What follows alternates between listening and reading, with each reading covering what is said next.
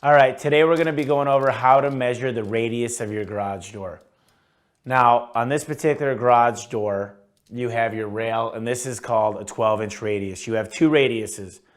You have your 12-inch radius and your 15-inch radius, and the difference is very simple. The 12-inch radius has a sharper curve to it, and it actually opens lower. Typically, a 12-inch radius will be for lower headroom. So if your garage door is only 8 foot, you only got a foot of headroom, or a little bit more, you'll use a 12-inch radius.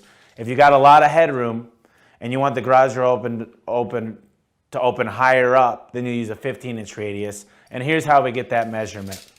I'm going to go ahead, take my tape measure, and measure the rail here. Right at the front, it's 88 inches. And here's the secret. Anything shorter, 91 inches or shorter, is a 12-inch radius. And if it happens to be 93 inches, between 91 and 93 inches, then you know you have a 15-inch radius. That's one of the most important things, and a big thing our technicians forget to do is measure the radius. So make sure you're always measuring the radius when you go out to a garage door. Like I said, all it is a tape measure. You're going to put the tape measure to the ground and measure it right to the bottom of the track. And voila, we have 88, so we know it's a 12-inch radius on this door. Thank you very much for watching.